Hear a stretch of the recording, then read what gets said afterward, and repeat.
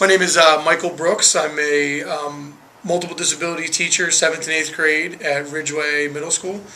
I thought the presentation was powerful because it provided very interesting feats of normal objects, things that people understand to be indestructible or very resilient, and showed that through training, something that was once seemed impossible is very tangible. And, it's not like an easy feat to accomplish, and it requires a great deal of work.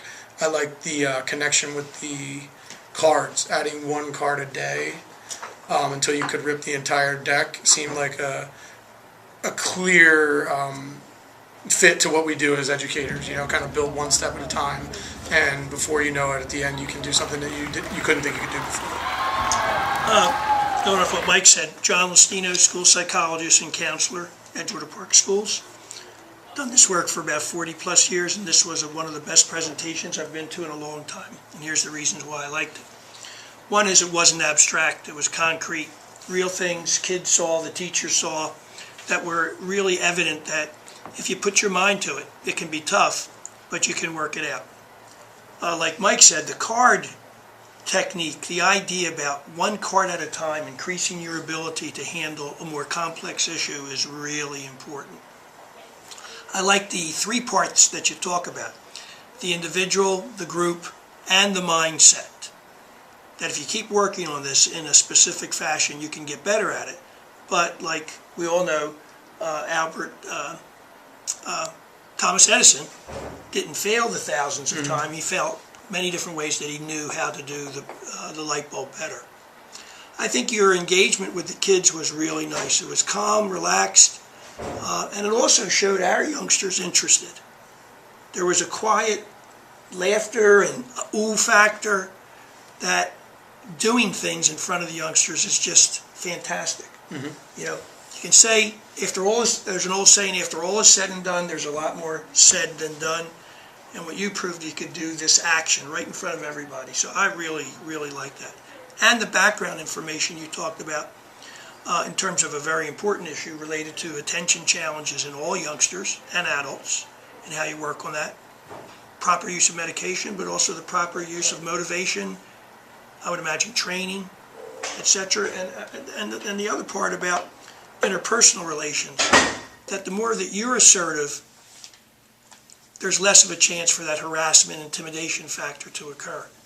That as you became more assertive, and I would think really self-agency, that you knew that wasn't going to happen as much. There's a really big part of that in the whole bullying issue. Like, where do we draw the line, right, Mike? Where conflict is, where... Right. I think in sharing the stories about yourself, you provided to be very accessible to the kids.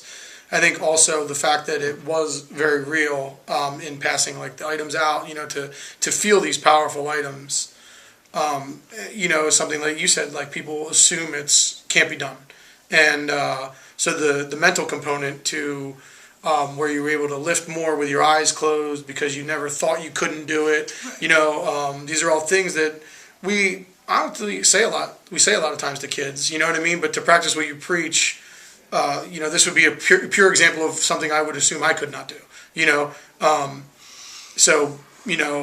I know the ability of my mind and what I can learn and not learn, but I would assume I can't bend a wrench, and or we assume humans can't bend wrench. Like, you know what I mean? Like, we assume that we as humans can't do these things, and when it becomes real, I think it's the perfect connection to being able to attain something you thought was,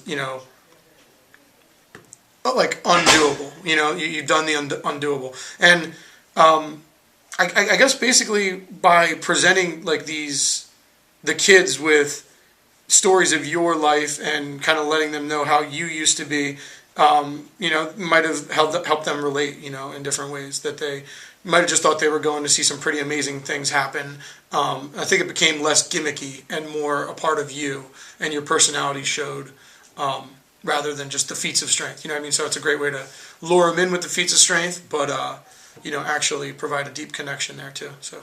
And just one other addition to that Mike makes me think of, it's showing vulnerability. it's okay to be less than perfect, but you can work on these things. And as Mike knows, and our students, we really are interested in what students think about themselves. It's a major important factor in this school. We have a whole initiative on mindset.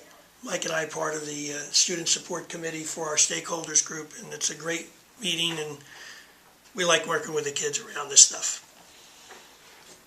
Awesome. Thank you so much. That was awesome. Thank you, Great. Eric. Appreciate all your work and your support. I'd like to have you come back again. I would love to be back. Okay? Sure.